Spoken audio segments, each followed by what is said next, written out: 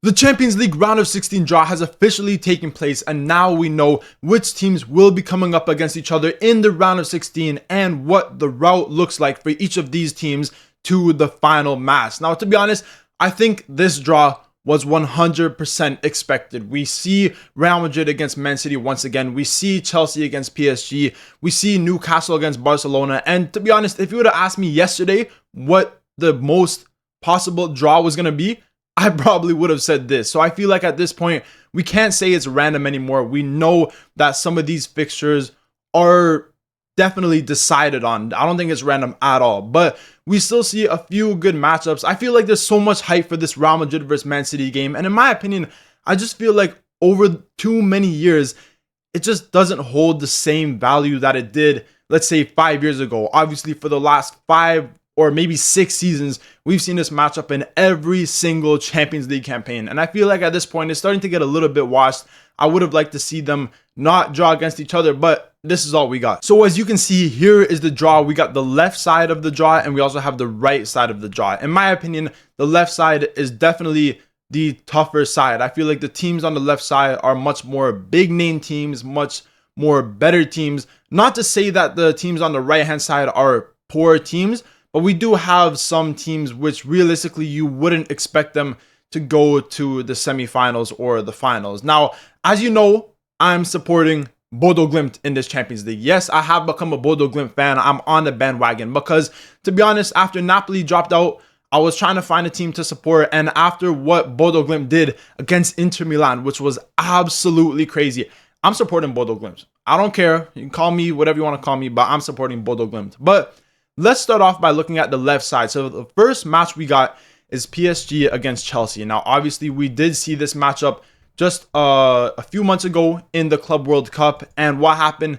Chelsea completely destroyed PSG 3-0. And it was an absolute thrashing by Chelsea. Now, we saw 2 goals by Cole Palmer, and we also saw a goal from Joao Pedro in that game. But I feel like this game is going to be very, very different because in this game, Chelsea no longer have Enzo Maresca, and I feel like Enzo Maresca was a big reason on why they were able to beat PSG. Now, obviously, that was also a final match. It was a one-off game where in this tie, we're going to see them coming up against each other 2 times, right? PSG will have the home advantage 1 time, and Chelsea will have the home advantage in the other game.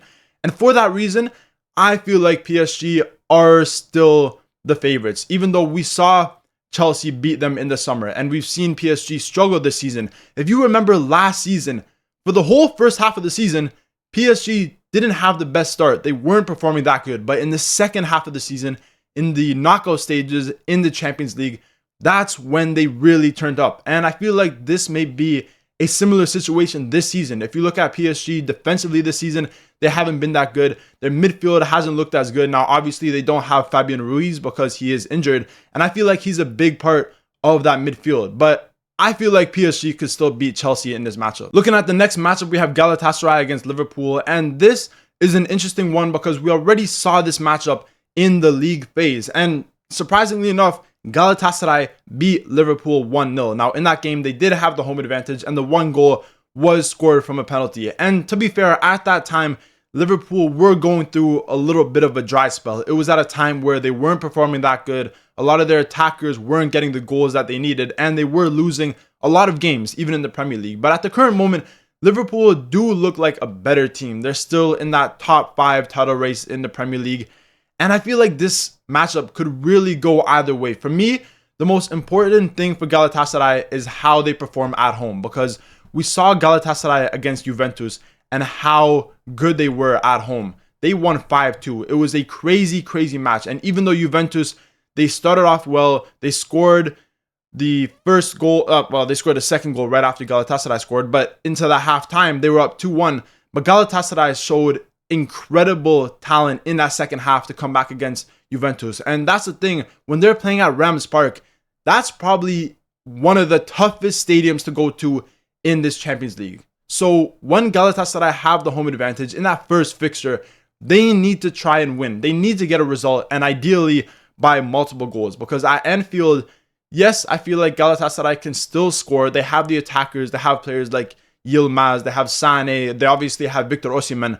But I feel like that first leg game, that home advantage for Galatasaray is going to be really important. So if they can win that first leg game by more than 1 goal, I think Galatasaray will go through. But for some reason, I feel like it's going to be very tough for them. Even in that first leg game, I feel like they can get a result, maybe a draw, maybe win by 1 goal, but I don't feel like they're going to have enough. So for that reason, in the Galatasaray versus Liverpool tie, I think I would have to say that Liverpool are the most likely team to advance. Moving on to the next game, we have Real Madrid against Man City. And like I already said, this is a game that we've seen so many times in recent years. Look at this. We saw it in the league phase. We saw it last year. We saw it the year before. We saw it the year before. We saw it the year before. We saw it the year before. Like, we've seen this fixture, what's that, 8 times in the last couple of years? And it's very 50-50. We've seen Real Madrid win a few times.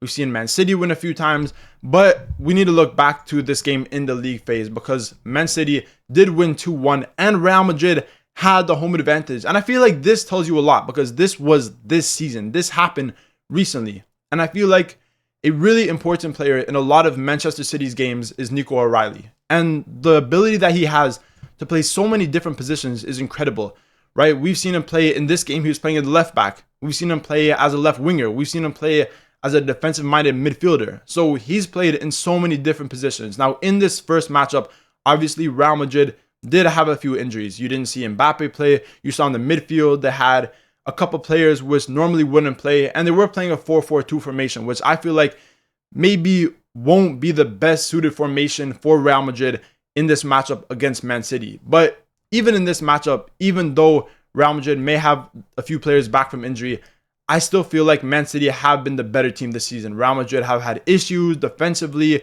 with a lot of players in their team. So for that reason, early predictions, I would probably say Man City are the favorites to advance. And finally, the last matchup is Atalanta against Bayern Munich. And this is going to be a very interesting game. Obviously, Atalanta are actually very, very good against German opposition. They usually don't lose against German teams. And we saw that against Borussia Dortmund. We saw them lose 2-0 in the first leg. But in the second leg, they were incredible. They won 4-1.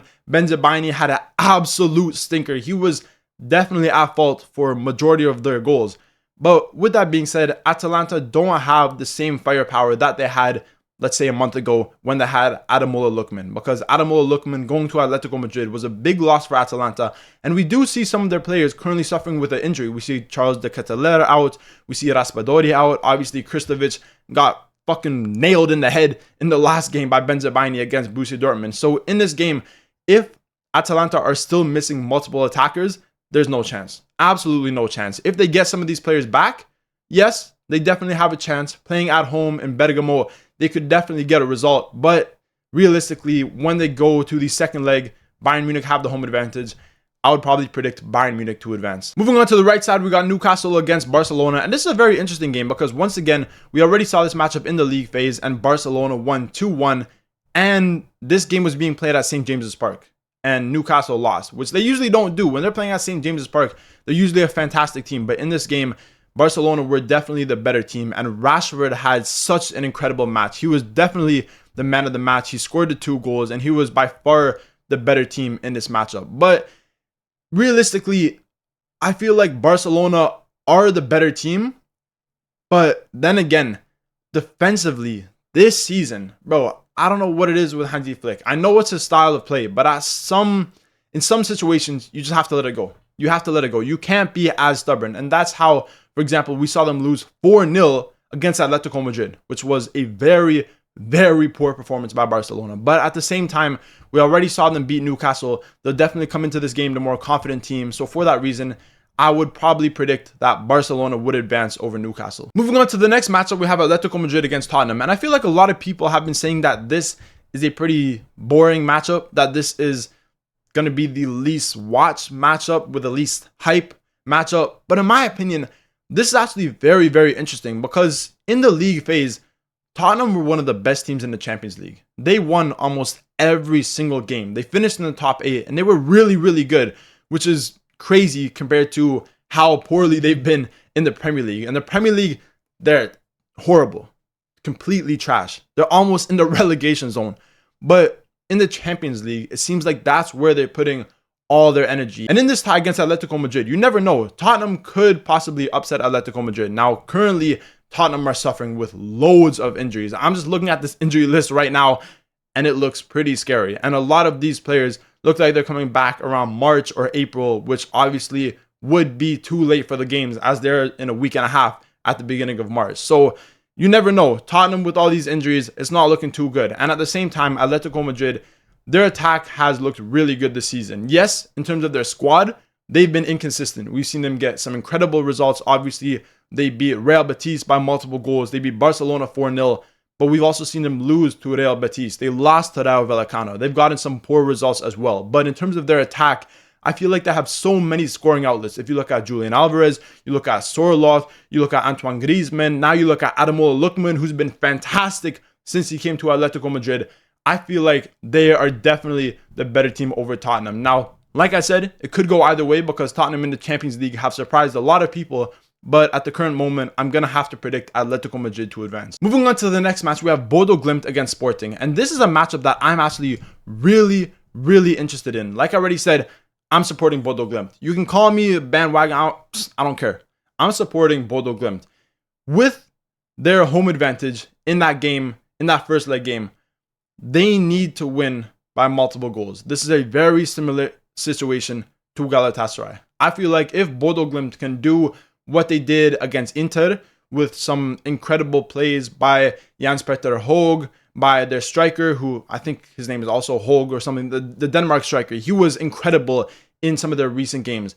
If they can perform to that same level that they did against Inter Milan, against Man City, against Atletico Madrid, I'm sorry, they're going to walk over Sporting. No chance for Sporting at all. If they perform this good, there is no chance for Sporting.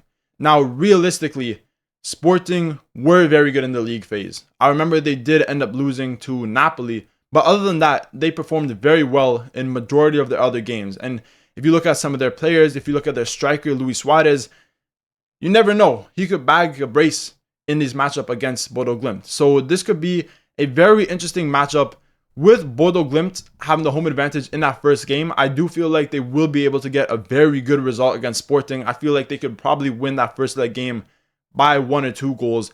And for that reason, I'm going to back Bodo Glimt to advance. But you cannot rule out Sporting because they were very good in the league phase. And finally, the last game we got is Leverkusen against Arsenal. And I feel like this is probably the easiest game to call. No disrespect to Leverkusen, but I just feel like this season, they haven't been their best. And they've been really inconsistent. If you look at them in the Bundesliga, yes, they've gotten some very good results in 2026. But in general, we still see those inconsistencies. And in the round of 32, where they were coming up against Olympiacos, they were good in the first game away from home. They won 2-0. But in the second leg at home, honestly, it was a snooze fest. That second leg game, finishing 0-0, they didn't perform that good. Yes, they defended, but they didn't really do anything on the attack. And coming up against a team like Arsenal, you need to have a top tier attack because with how good defensively they are, with Saliba, with Gabriel, with David Raya, with even their fullbacks in Calafiori, Timber, whoever it is, they're a very strong team defensively. So if you don't have your attack working to the best of its abilities, you're not going to beat Arsenal. I feel like this is going to be a very low scoring tie. I feel like with Leverkusen having the home advantage, it may end in a draw. Arsenal may win 1-0. And then going back to the Emirates Stadium, I could see Arsenal winning 3-0. Honestly, these are just early predictions. And within the next week, a lot of things could change. But at the current moment, I would probably say that Arsenal would advance over Bayer Leverkusen. But that's the end of this video. That was just a little bit of insights into the round of 16, looking at the draw and looking at which teams are favorites to advance into the quarterfinals and which teams are looking more likely to get eliminated. As always, if you enjoyed this video, remember to subscribe to the channel as I'm almost at 8,000 subscribers. And if you would like to join the community, remember to click on the subscribe button. And as always, if you enjoyed this video, remember to leave a like, comment, subscribe, all that good stuff, and stay tuned for more videos.